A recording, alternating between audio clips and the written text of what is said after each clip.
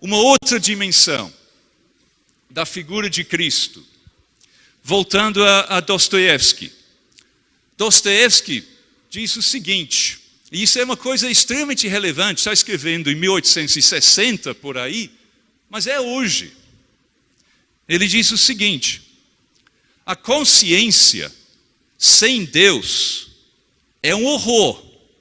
A consciência sem Deus é um horror. Por quê? Porque a consciência sem Deus consegue desviar-se nas direções mais imorais. Não basta definir a moralidade como ser fiel às suas próprias convicções. Não é isso que as pessoas dizem hoje. A ideia que prevalece de moralidade é ser fiel às suas convicções. Mas de onde vêm as suas convicções?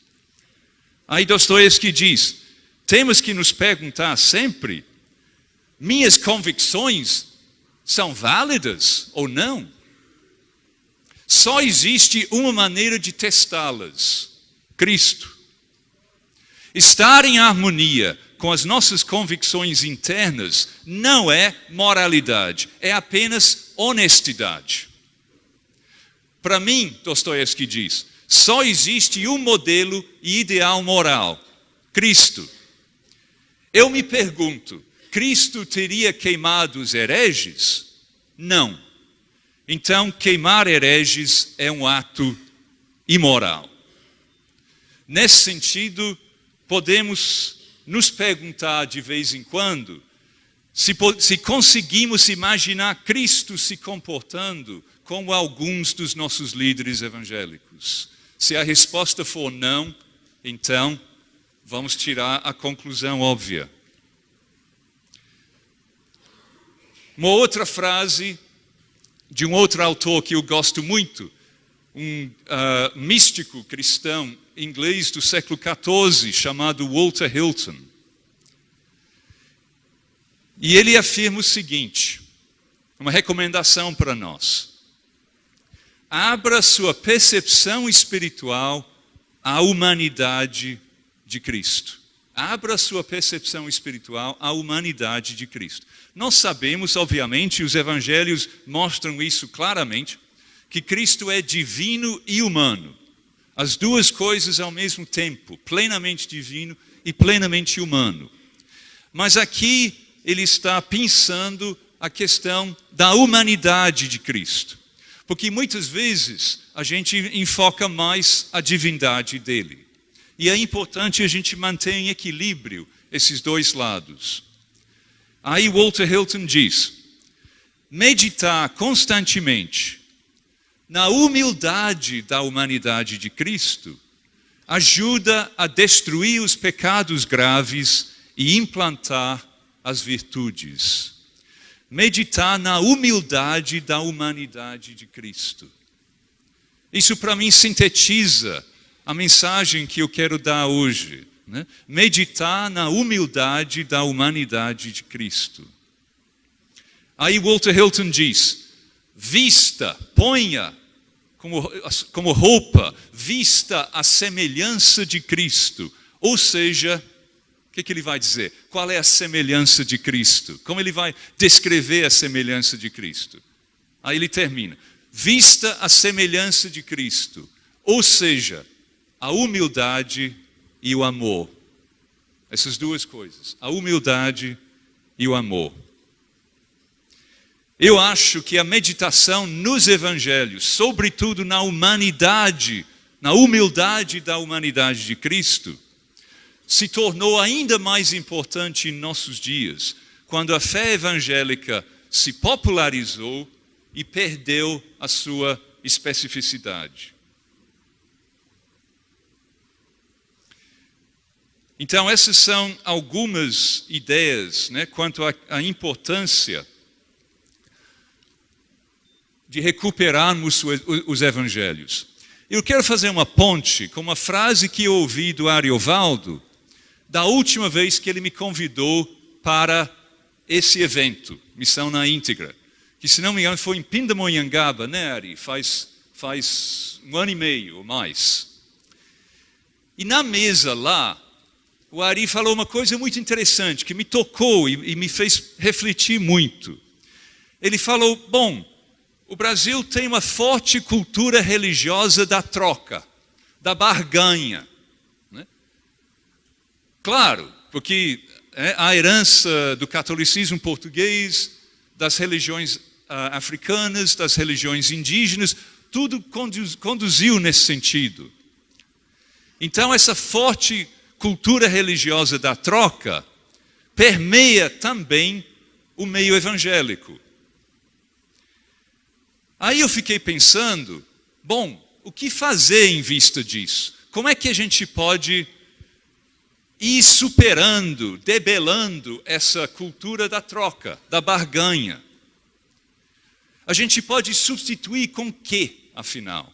Porque alguma coisa que a gente quer se opor, nós temos que substituir a outra coisa positiva. Né? Não adianta apenas fazer a crítica. Bom, o que muitos grupos tentam fazer, inclusive muitos grupos políticos, né, tentam fazer, é justamente entusiasmar as pessoas com uma causa. Então você mobiliza as pessoas para se sacrificar em função de uma causa. E isso funciona até certo ponto. Nós temos pessoas não cristãs que conseguem viver uma vida extremamente sacrificada, altruísta, em função de uma causa. O problema está mais na continuação disso, na continuidade, na persistência ao longo de uma vida que pode ser muitas e muitas décadas. Diante de repetidos fracassos, decepções, né, desilusões, como é que a gente consegue manter a persistência? Aí é mais difícil. Meu filho tem uma camiseta que tem aquela famosa frase de Bertolt Brecht, né, que diz mais ou menos assim, há homens que lutam um dia e são bons. Há homens que lutam um ano e são muito bons. Mas há homens que lutam a vida inteira e esses é que são imprescindíveis. Né? A questão da persistência. Mas eu acho que, como cristãos, nós temos uma outra maneira de superar essa cultura da troca, que é justamente a questão da figura de Cristo. Fazer com que as pessoas se encantem com a figura de Cristo. E os evangelhos, para mim, servem para isso. A leitura constante dos evangelhos tem essa função de nos encantar e nos reencantar repetidamente com a figura de Cristo. E, sobretudo, com essa coisa que Walter Hilton diz, né? Com a humildade da humanidade de Cristo. E também para a gente se colocar dentro da história. Porque os evangelhos contam o centro da grande história bíblica. A história dos esforços de Deus para redimir a humanidade. E às vezes eu acho que o cristianismo vai ganhar porque tem a melhor história. O cristianismo tem uma história melhor do que as histórias não religiosas, né, a respeito do sentido da vida, né, para que vivemos. E o cristianismo tem uma história melhor do que o Islã, por exemplo, que é uma outra religião monoteísta, muita coisa em comum com a gente, mas que não tem uma história como nós temos. A história mais fantástica do mundo, que é a história de um Deus que se torna ser humano, que entra no nosso mundo e vive no nosso mundo e é rejeitado e morto e ressuscita. Essa história é a história mais fantástica. Agora, a gente pode dizer, bom, pode ser a melhor história, mas será que é a história verdadeira? E eu diria, será que a melhor história não teria que ser verdadeira também? Ou colocado de outra forma, será que a história verdadeira não teria que ser a mais bela também? Será que o Deus em que a gente acredita e que nos criou não teria capacidade de satisfazer os nossos anseios estéticos mais profundos que Ele mesmo colocou na gente?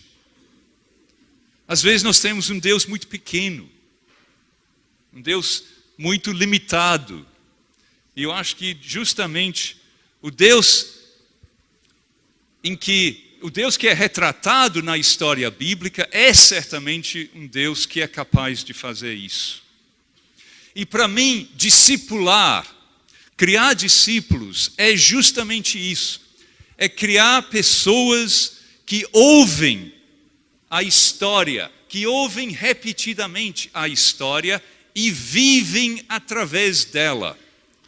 Inclusive, para mim, a função central de um culto cristão, de qualquer culto, é isso, é contar, recontar, sempre de formas, 1000 formas, porque a história é ilimitada na sua variação, mas recontar sempre essa história maravilhosa e fazer com que as pessoas saiam tendo se recolocado dentro dessa história, assumindo que, eu faço parte dessa história, a minha vida tem sentido em função dessa história.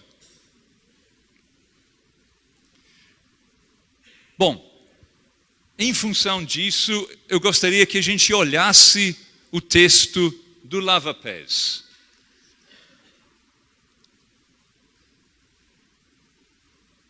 Que a gente vai encontrar justamente em João capítulo 13.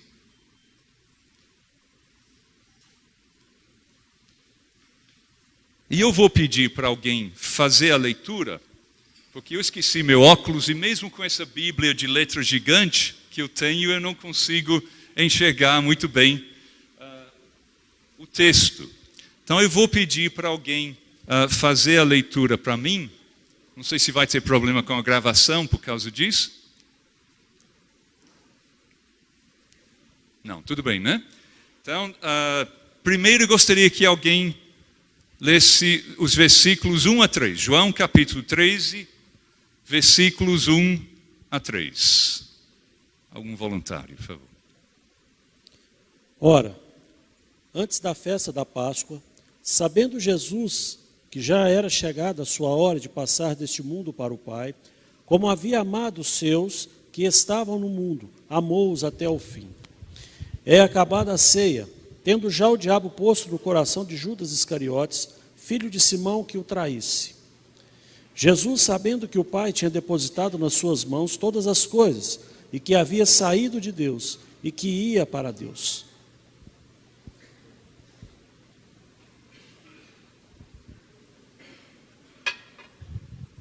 Obrigado, irmão. Provavelmente esse texto do lava-pés é muito conhecido de todos nós. Então nós temos que fazer um esforço um pouco para olhar com cuidado e tentar nos colocar nessa cena.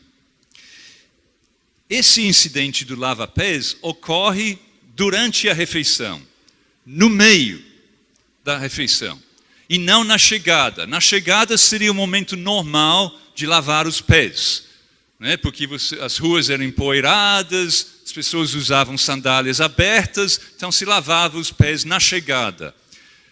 Mas o fato de que Jesus faz isso no meio da refeição mostra que ele está querendo chamar a nossa atenção. Ele está fazendo deliberadamente. É uma parábola dramatizada, né? E primeiro, no relato que o evangelista João faz, antes de falar propriamente do que Jesus vai fazer, antes de pintar o quadro, ele faz a moldura do quadro. E a moldura do quadro são esses 3 versículos que foram lidos. E esses versículos mostram que Jesus está em controle total da situação. E como Jesus está em controle, ele vai mostrar o quanto ele ama os discípulos, até o fim, até ao extremo, né? E vai mostrar a posição exaltada de Jesus, embora ele esteja para fazer um ato extremamente humilde, que era um ato de uma ação de um escravo, né? E embora Jesus esteja para ficar preso, né? E vai ser torturado e morto barbaramente. Então João frisa aqui que Jesus sabe quem ele é e para que ele vive. Ou seja, João frisa a segurança existencial de Jesus, a segurança que Jesus tem. Ele sabe quem é, sabe de onde veio, sabe para onde vai, sabe para que ele veio a este mundo.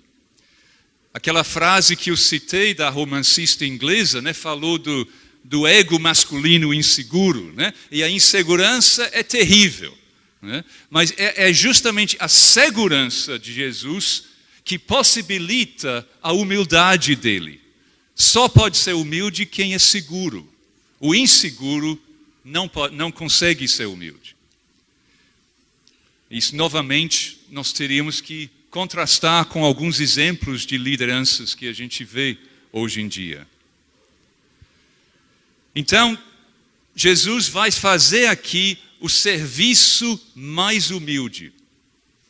E sempre que eu penso nesse incidente, eu me lembro de uma coisa que eu ouvi uma vez, ou li, não me lembro, a respeito de um apóstolo contemporâneo nosso. E esse apóstolo, toda vez que viajava, levava uma pessoa junto consigo, e a função dessa pessoa que ele levava junto era de carregar as suas malas. Porque ele dizia, o apóstolo não pode carregar as suas próprias malas. Eu sempre me lembro dessa frase. O apóstolo não pode carregar as suas próprias malas, mas Jesus pode lavar os pés dos discípulos. Que contraste, que contraste. E nós temos aqui no versículo 1, uma belíssima descrição da morte cristã, ou do sentido cristão da morte. A hora de passar deste mundo para o Pai. Que frase belíssima isso. A hora de passar deste mundo para o Pai. O sentido cristão da morte é esse. A hora de passar para o Pai. E na realidade, esses 3 versículos que foram lidos formam um sanduíche. O versículo 1 fala de Cristo, da autoconsciência de Cristo. O versículo 3 também. Mas o versículo 2, no meio, o recheio do sanduíche, fala de Judas. Judas e o diabo. Ou seja, né, Judas está para trair Jesus. E Jesus sabe disso. E isso mostra que esse projeto que Jesus está, essa autoconsciência que Jesus tem, inclui a consciência dos perigos, a consciência da oposição, a consciência das barreiras. Jesus sabia. Ele sabia que tinha chegado a sua hora de morrer. Sabia que a morte era passar deste mundo para o Pai. Ele sabia que o Pai tinha colocado tudo em suas mãos. Ele sabia que tinha saído de junto de Deus e que voltava para Deus. Ou seja, ele sabe quem é, ele sabe que recursos ele possui, ele sabe de onde veio e para onde vai. E ele sabe também da oposição que ele enfrenta. Vamos ler em seguida, se puder, irmão, por favor, ou alguém. Vamos precisar do microfone de novo, desculpe. E mais algumas vezes também.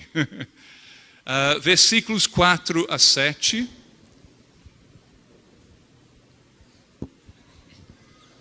Levantou-se da ceia, tirou as vestes e, tomando uma toalha, cingiu-se. Depois, pôs água numa bacia e começou a lavar os pés aos discípulos, e a enxugar-lhes com a toalha com que estava cingido.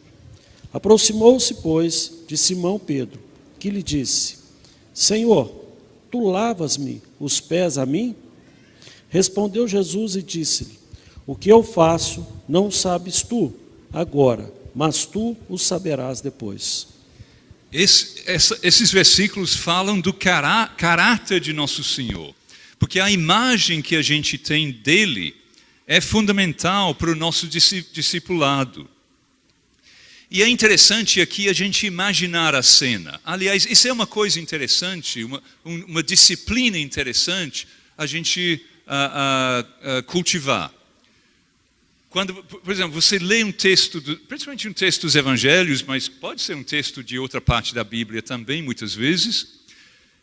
A gente lê o texto, depois a gente fecha os olhos e tenta imaginar a cena. Digamos, passar o filme na tela da nossa mente, né?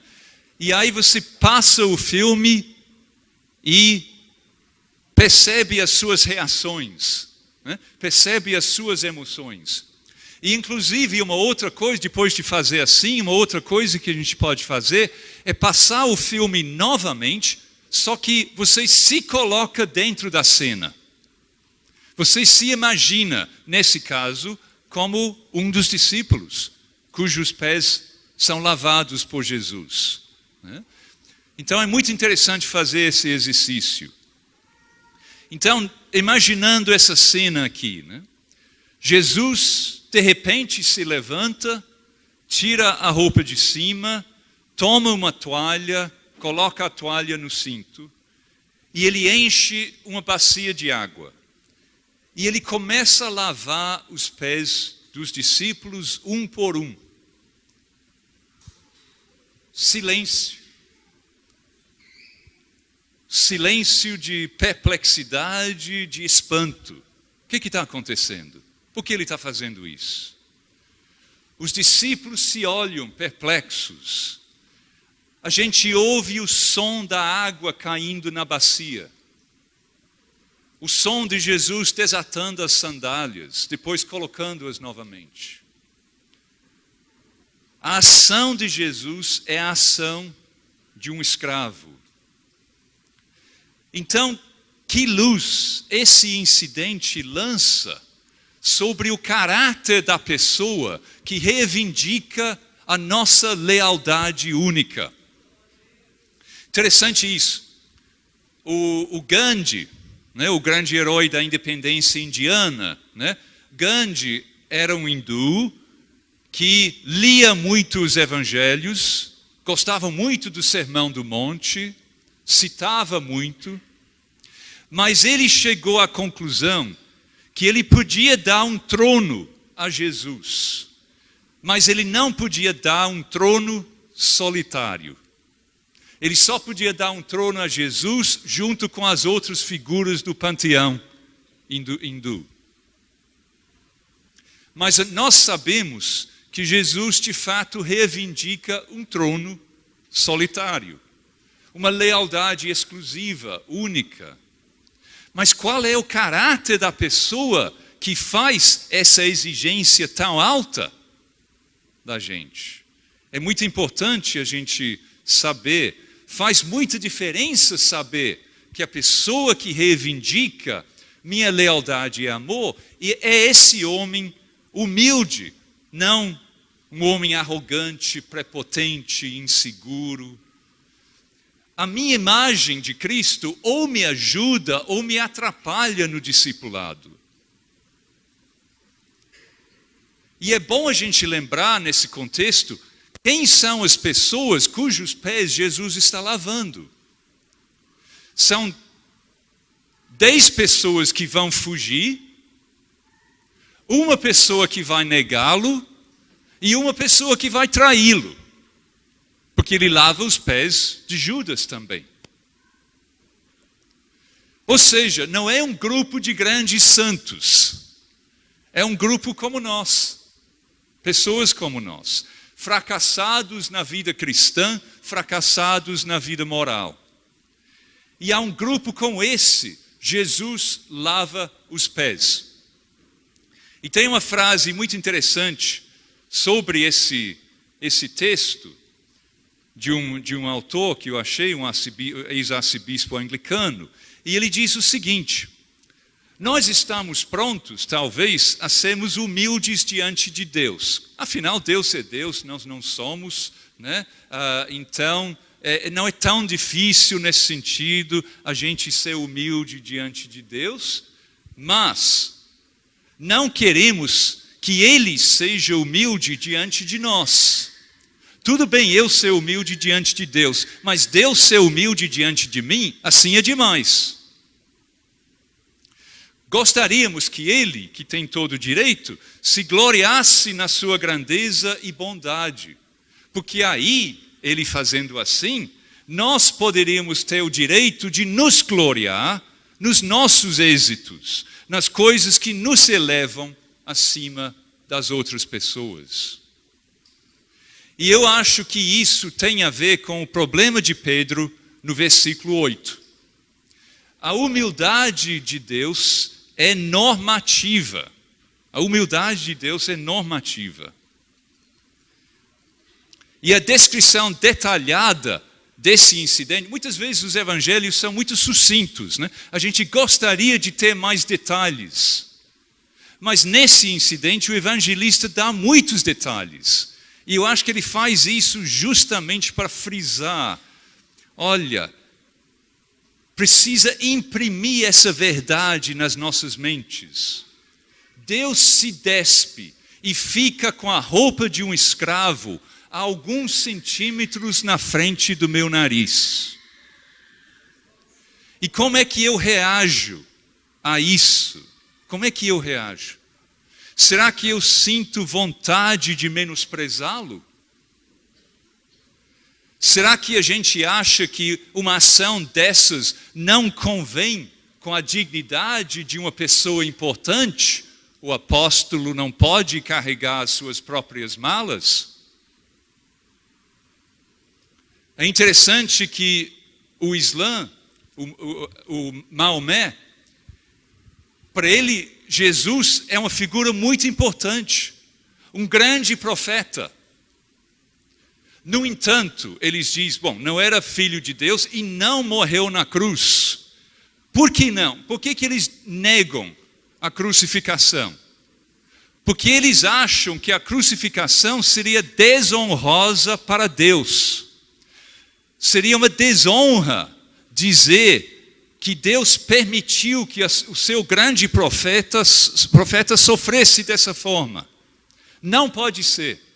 Então, para defender a honra de Deus, eles negam a crucificação. E Pedro, inicialmente, tem essa mesma postura. Jesus se torna vulnerável diante de nós. E se eu desprezo o Deus que se torna vulnerável diante de mim, é porque eu estou impregnado da mentalidade de uma sociedade estratificada que não aceita esse tipo de coisa. Vamos ler os versículos 8 a 11, por favor. Tem aí. Disse-lhe Pedro: nunca me lavará os pés. Respondeu-lhe Jesus: se eu te não lavar, não tens parte comigo. Disse-lhe Simão Pedro: Senhor, não só os meus pés, mas também as mãos e a cabeça. Disse-lhe Jesus: aquele que está lavado não necessita de lavar senão os pés, pois no mais todo está limpo. Ora, vós estáis limpos, mas não todos. Então, imaginando a cena novamente. Silêncio total, a não ser a água, até Pedro. E aí Pedro rompe o silêncio. E literalmente, Pedro diz assim, um jogo de palavras. Pedro diz: Senhor, tu meus pés lavas? Tu meus pés lavas? E Jesus responde na mesma moeda: o que faço eu, tu não entendes agora. Contraste entre eu e tu. Né? Pedro, ou seja, Jesus está dizendo, Pedro, você está longe da mente de Cristo ainda. Porque para Pedro é inconcebível que Jesus faça uma coisa dessas. Pedro ainda quer mandar em Jesus, como algumas teologias contemporâneas, né? Nunca me lavarás os pés. E a resposta de Jesus o convence a tal ponto que ele vai a outro extremo. Então me lava todo, né? Já que é assim, me lava todo. Mas ainda é a vontade própria, Pedro mandando em Jesus. Ainda é a religião humana, querendo decidir as condições da salvação e do discipulado.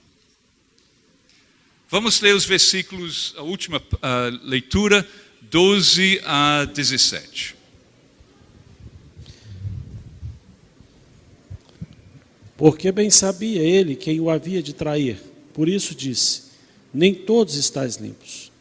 Disse-lhes, depois que lhes lavou os pés, e tomou as suas vestes, e se assentou outra vez à mesa, disse-lhes, entendeis o que vos tenho feito? Vós me chamais mestre e senhor, e dizeis bem, porque eu o sou. Ora, se eu, senhor e mestre, vos lavei os pés, vós deveis também lavar os pés uns dos outros. Porque eu vos dei o exemplo, para que, como eu vos fiz, façais vós também. Na verdade vos digo, que não é o servo maior do que o seu senhor, nem o enviado maior do que aquele que o enviou.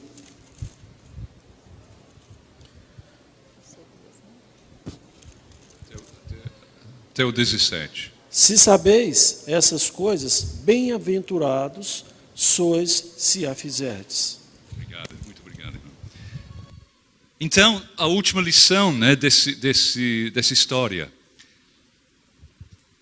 Se essa pessoa exaltada lavou os meus pés, eu devo estar pronto para fazer o mesmo serviço humilde para outros.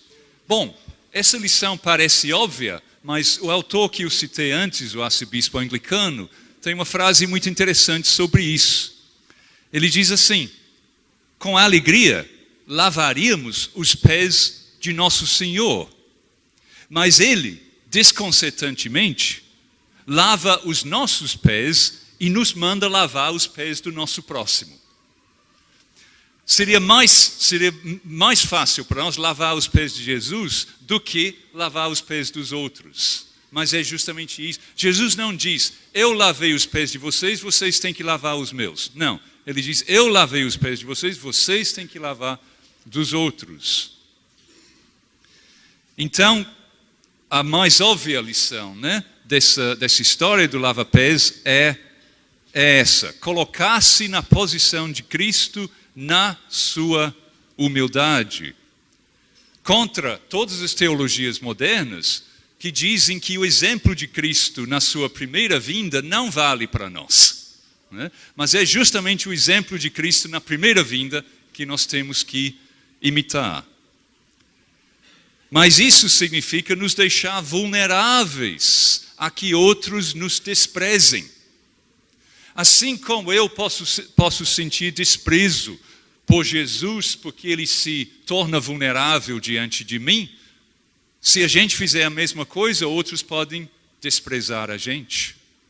É difícil fazer. Exige um grau alto de segurança, de consciência de quem somos, de onde viemos, para onde vamos, para que estamos aqui, como Jesus tinha, para fazer a mesma coisa.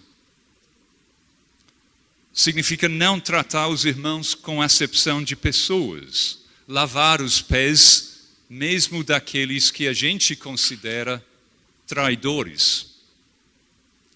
E o versículo 16 é uma frase que Jesus repete em várias ocasiões, não só nessa história, mas em várias outras histórias também. E se ele repete em várias ocasiões, deve ser uma frase importante. Então, quais são as maneiras em que eu, sutilmente, me considero maior do que Jesus? O contexto aqui é de serviço humilde e de vulnerabilidade. Esse é o contexto aqui. Em Mateus 10, onde aparece a mesma frase, o contexto é de difamação. Jesus está sendo difamado. E nós também podemos ser difamados. Em Lucas 6, o contexto é de ser humilde no juízo, de não ser hipócrita no juízo. Em João 15, o contexto é de perseguição. Mas eu quero terminar aqui com uma observação muito interessante que eu apenas reparei há pouco tempo atrás, lendo um dos autores patrísticos, desses autores antigos dos primeiros séculos da igreja cristã. Eu falei que muitas teologias modernas dizem que o exemplo para nós não é o Jesus da primeira vinda, mas o Jesus da segunda vinda. Tudo bem, só que eles acham, eu acho que eles estão errados, que o modelo para nós é o Jesus da primeira vinda, mas a ideia que eles têm na cabeça é que o Jesus da primeira vinda foi humilde, mas isso foi um tipo de encenação. Porque o verdadeiro Jesus não é nada humilde. Então, eles têm a ideia de que na segunda vinda, ele vem arrasando. Não é mais humilde. Né? Será que é assim? E eu li um texto de um desses autores antigos, em que ele comenta esse incidente do lava-pés, mas ele coloca em comparação com o texto de Lucas capítulo 12, Lucas 12, 37, que diz assim, falando de Deus no fim dos tempos, certo? E diz assim, Ele, Deus, há de cingir-se, lembra? É o mesmo verbo que é usado por lava-pés, Jesus se cingiu com a toalha, Ele, Deus, há de cingir-se, dá aos discípulos, aos seus seguidores, lugar à mesa e, aproximando-se, os servirá. Os servirá. Agora, interessante é o seguinte, esse verbo, aproximando-se, pode ser traduzido de passando ou trocando de lugar. Então, nós teríamos o seguinte, Deus vai se cingir, vai dar lugar à mesa a nós e, trocando de lugar, Ele vai nos servir. Vai nos servir. Que coisa fantástica. Aí diz esse autor antigo que eu li, que diminuição assustadora de poder. Esse é o Deus Todo-Poderoso, mas que troca de lugar conosco, nos senta na mesa e nos serve. Que diminuição assustadora de poder, que reversão tremenda. Deus ministra ao ser humano a mesa para sempre. Para sempre. Além de lavar os nossos pés na terra, Ele promete a ministração cabal depois, na nova terra. Ele trocará de lugar e nos servirá. Ou seja, Ele passa de uma posição de autoridade para uma posição de serviço para sempre. Porque é esse o caráter de nosso Deus. O caráter de Deus, do Filho de Deus, Jesus Cristo, na segunda vinda, é o mesmo caráter da primeira vinda. Aquilo não foi uma encenação. Aquilo não foi só para atingir algum objetivo necessário e depois descarta e se revela como outra coisa. Não. O que Ele fez na primeira vinda, Ele fez porque Ele é isso. Para sempre. Esse é um exemplo do que eu estava querendo dizer, da importância da gente recuperar o estudo dos evangelhos, enfocando a humildade da humanidade de Cristo. E eu creio que isso é, em última análise, o melhor remédio para a cultura religiosa da barganha, para a defesa da fé, né? A melhor recomendação da fé que possa haver. Uma pregação coerente com, uma vivência coerente com a mensagem pregada, porque as duas coisas, a vivência e a mensagem pregada, enfocam a mesma pessoa, que é essa pessoa humana, humilde, nosso Salvador Jesus Cristo. Amém.